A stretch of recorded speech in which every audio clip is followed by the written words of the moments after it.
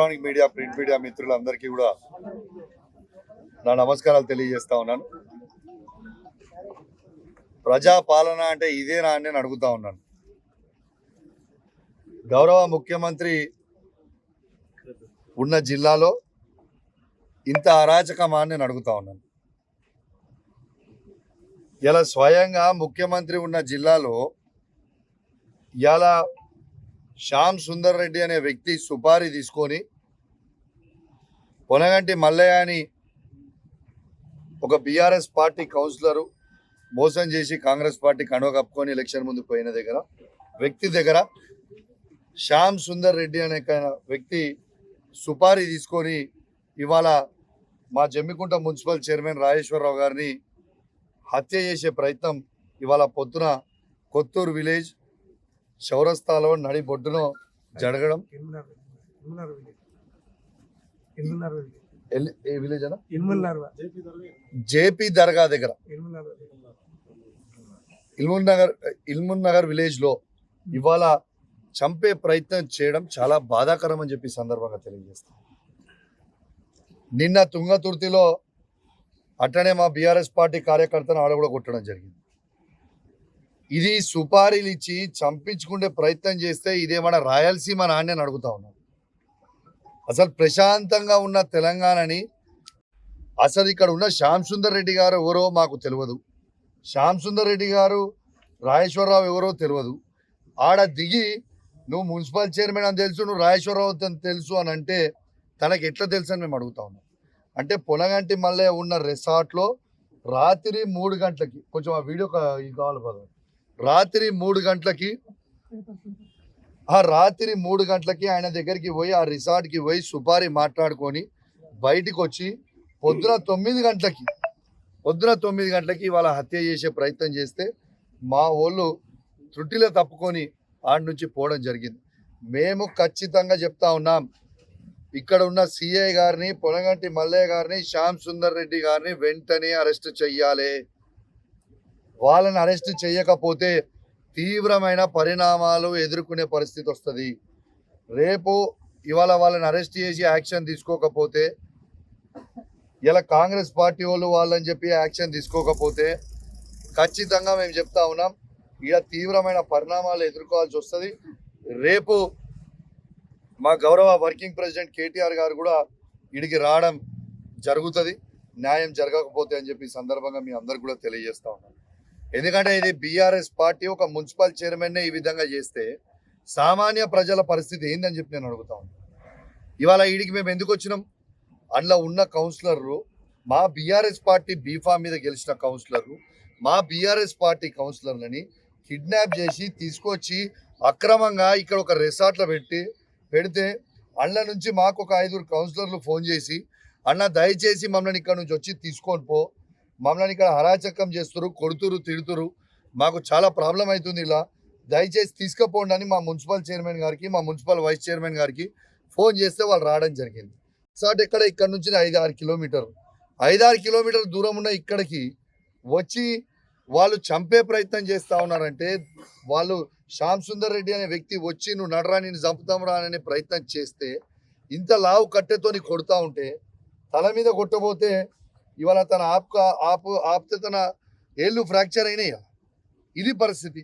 ఇవాళ వాళ్ళ మా మైనారిటీ సెల్ అధ్యక్షుడు బీరాజ్ పార్టీ కొడితే వార్తలు చూడండి.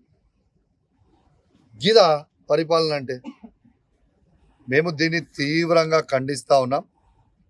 ఖచ్చితంగా యాక్షన్ తీసుకోవాలని డిమాండ్ చేస్తూ ఉన్నాం. లేకుంటే తీవ్రమైన పరిణామాలు కూడా ఎదుర్కోవాల్సి వస్తుంది. మీరు ఎవరు కూడా మర్చిపోవద్దు. మన అందరం కూడా స్థానికంగా ఇక్కడ ఉన్న జమ్మికుంట కౌన్సిలర్లకు కూడా చెప్తా ఉన్నాను, అందరం కూడా మళ్ళీ స్థానికంగానే ఉండాలి. మీ అందరు కూడా స్థానికంగానే ఉండి మన అందరం కలిసి ఉండాల్సిన వాళ్ళం. మీరు కూడా బీఆర్ఎస్ పార్టీ బీఫామ్ మీద గెలిచిన వాళ్ళు, ఇలా మీ బీఆర్ఎస్ పార్టీ బీఫామ్ మీద గెలిచారు కాబట్టి ఖచ్చితంగా మీ అందరు రాండి. రేపు విప్ జారీ చేస్తే మేము ఉన్న కౌన్సిలర్ అందరివి కూడా పోయే ప్రమాదం ఉంటుంది. ఇలా ఆల్రెడీ పొనగంటి మల్లయ్య అనేటైనా డిస్క్వాలిఫైడ్ మెంబర్. ఎందుకంటే ఆయన విప్ జారీ చేసిన తర్వాత సుప్రీంకోర్టు ఆర్డర్ ప్రకారం ఆయన ఏ రోజైతే కండువ మార్చుకుంటో ఆ రోజు నుంచి ఆయన మెంబర్షిప్ పోయింది. ఎట్లయితే పొనగంటి మల్లయ్య గారి మెంబర్షిప్ పోయిందో మీది కూడా పోయే ప్రమాదం ఉంటుంది. కాబట్టి ఖచ్చితంగా మీ అందరూ ఆలోచన చేయాలని మీ అందరికీ కూడా ఈ మీడియా ద్వారా విజ్ఞప్తి చేస్తా ఉన్నాను. Thank you very much. Media మిత్రులకు, ఎలక్ట్రానిక్ ప్రింట్ మీడియా మిత్రులకు నమస్కారం తెలియజేస్తూ, నేను జమ్మికుంట మున్సిపల్ చైర్మన్ తక్కలపల్లి రాజేశ్వరరావును. పొనంటి మల్లయ్య అనే కౌన్సిలర్ నా మీద అవిశ్వాసం పెట్టి మా గౌరవ కౌన్సిలర్లు కూడా వాళ్ళకి మాయమాటలు చెప్పి ఎత్తుకొచ్చి కరీంనగర్ నుంచి హైదరాబాద్ నుంచి వెళ్ళి ఇక్కడ తీసుకురావడం జరిగింది. అందులో మాకు 5 కౌన్సిలర్లు ఫోన్ చేసి చైర్మన్ సాబ్ అంటే నిన్నడానికి కలుసుకున్న వాళ్ళ మమ్మల్ని మా భార్య పిల్లలతో కూడా మాట్లాడడం లేదు, మీరు రాండి మేము వస్తాం అని నాకు మెసేజ్ చేయండి. నేను రావడం జరిగింది. ఇక్కడికి వచ్చి నేను ఆ దర్గా దగ్గర నేను నా మిత్రుడు జానీ, మా వైస్ చైర్మన్ గారు కోటి గారు, సత్యన్న గారు, రంజిత్ అందరూ కూడా మేము వచ్చి టిఫిన్ చేసడానికి హోటల్ దగ్గర స్లోగా బండ్లు పోగానే ఈ శ్యామ్ సుందర్ రెడ్డి అనే వ్యక్తి 0099 అనే ప్యాచర్ బండి తీసుకొచ్చి అడ్డం పెట్టి నువ్వే నా జమ్మికుంట చైర్మన్ నువ్వే కదరా అని కూడా మీద పడి ఇష్టమని అడ్డా చేసి కొడతా ఉంటే అక్కడ ఉన్న పబ్లిక్ అంతా కూడా చూడడం జరిగింది. మరి ఈ నిన్నటిదానికి ప్రభుత్వాలు మారడం జరిగి రాజకీయాలు ఉంటాయిపోతాయి, కానీ ఈ పరిపాలన ఏం జరుగుతుందో మనందరం కూడా ఒకసారి ఆలోచించాల్సిన అవసరం ఉన్నది. మరి నిన్నటి అనుకున్న వ్యక్తి ఇందులోనే రాత్రి మారిపోతే అక్కడ కోట్లాది రూపాయలు కుంభకోణం అని చెప్పి మరి మాట్లాడడం జరిగింది. మీరు ఒక్కసారి ఆలోచన ఏమని చెప్తా ఉన్నాం. ఈ పొనంటి మల్లయ్య క్యారెక్టర్ మీ మీడియా మిత్రులు కూడా చెప్తున్న గతంలో ఎన్నో మర్డర్ కేసులు ఉన్నాయి, మరి వాళ్ళ ఇంట్లో కూడా ఎన్నో కేసులు ఉన్నాయి. ఆయన ఈరోజు శ్యామ్ సుందర్ రెడ్డి అనే వ్యక్తితోని సుపారీ ఇచ్చుకొని మమ్మల్ని అటాక్ చేసే పరిస్థితికి వచ్చిందంటే మరి ఏ పరిస్థితిలో ఉన్నదో వ్యవస్థ, మరి అందరూ కూడా ఒకసారి ఆలోచన ఏమని చెప్తా ఉన్నాం. మరి ఈరోజు ఇట్లాంటి ఎన్ని అటాక్లు చేసినా మేము భయపడే వాళ్ళం కాదు, మేము కూడా ఎదుర్కోవడానికి సిద్ధంగా ఉన్నాం. మాకు ఈ రాజకీయాలు కొత్త కాదు. మేము ఇట్లాంటి మల్లయ్యను శ్యామ్ సుందర్ రెడ్డి కూడా చాలా చూడడం జరిగింది. మరి శ్యామ్ సుందర్ రెడ్డికి మేము కూడా చెప్తా ఉన్నాం, మరి నువ్వు కూడా ప్రజా పాలన ఉన్నావు, నీకు కూడా మాకు ఇంత నువ్వు తెలియదు, నువ్వే రాజేశ్వరం డైరెక్ట్ వచ్చి కూడా అటాక్ చేయడం జరిగింది. మరి అక్కడ ఉన్న మీ ఊరు గ్రామ ప్రజలందరూ కూడా వచ్చి అటాక్ చేసి ఆపుతూనే మరొకసారి ఆలోచన ఏమని చెప్తా ఉన్నాను. మరి మల్లయ్య గారు సుపారిచ్చి ఎంతమందిని హత్య చేస్తారో ఒకసారి మీరు కూడా అందరిని ఆలోచన ఏమని కోరుతా ఉన్నాను. మరి ఈ ప్రజాస్వామ్యంలో ఏదైనా చేసుకోవచ్చు, కానీ ఈ హత్య రాజకీయాలు అనేది చాలా సిగ్గుమాలిన వ్యవస్థ. మరి మేము కూడా చెప్తా ఉన్నాం, గౌరవ కౌన్సిలర్ అందరూ కూడా మరి ఇక్కడ ఉన్న వాళ్ళు నేను హైదరాబాద్ నుంచి అన్న తీసుకుపోని గోడల దొరికి రావడం జరిగింది. ఇక్కడ కూడా హైదరాబాద్ నుంచి వచ్చిన నాటి నుంచి లీరు వాళ్ళ భార్య పిల్లలతో కూడా మాట్లాడకుండా ఇట్లాంటి వ్యక్తులతోని ఈ సుపారిచ్చి వాళ్ళతోని 4 గోడల మధ్య కూడా ఉంచుతా ఉన్నారు. మరి మేము ఎవరు రాలే, నేను ఒక చైర్మన్గా నా మిత్రుడు జానీ అండ్ ఫ్రెండ్స్ రావడం జరిగింది. మేము అటాక్ చేయడానికి కింద వేయడానికి రాలే, మేము వచ్చి పొద్దున 9 గంటలకు కూడా మీ అందరి సమక్షంలో కూడా అక్కడ అటాక్ చేయడం జరిగింది. మీ అందరూ కూడా ఒకసారి ఆలోచన ఏమని కోరుతా ఉన్నాను. ఎలక్ట్రానిక్ మీడియా, ప్రింట్ మీడియా సోదరులకు అందరికీ నమస్కారం. ఒకసారి మీరు అందరూ ఆలోచించాలి, వీళ్ళను కొట్టవలసిన అవసరం ఏమొచ్చింది? వీళ్ళ కౌన్సిలర్లు వీళ్ళ చైర్మన్ ఫోన్ చేసిన మమ్మల్ని తోలుకపోమంటేనే వచ్చి రిసార్ట్స్ కార్డ్ ఆ లొకేషన్ వాళ్ళు పెట్టారు, పోతే పోయారు, వాళ్ళు తలుపు నిలవలే. తిరగపోతే వీళ్ళు మళ్ళీ ఎమ్మెల్యే కన్నా పోయి చెప్తాం వాళ్ళు ఆనిస్తలేరని తిరిగి వచ్చి వీళ్ళ రకాల టిఫిన్ చేస్తుంటే వాళ్ళు అవసరమే, వీళ్ళ కాలు తెలియదు వాళ్ళ కిలో తెలియదు, అవసరమే వచ్చింది పేరు పెట్టి చైర్మన్ అని కొట్టవలసిన అవసరం వచ్చింది. లేక వీళ్ళు వచ్చి దౌర్జన్యం చేస్తున్నాం.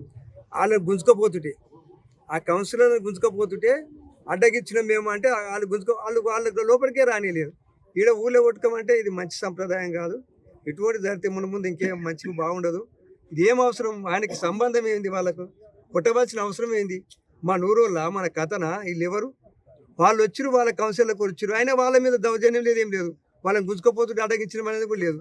ఓటాల దౌర్జన్యం చేసేది మంచి సంప్రదాయం కాదు. ఇవి ముందు కూడా చాలా ఏంటంటే విచారకరమైన చర్యలు ఇవి మానుకోవాలని కోరుతున్నాను.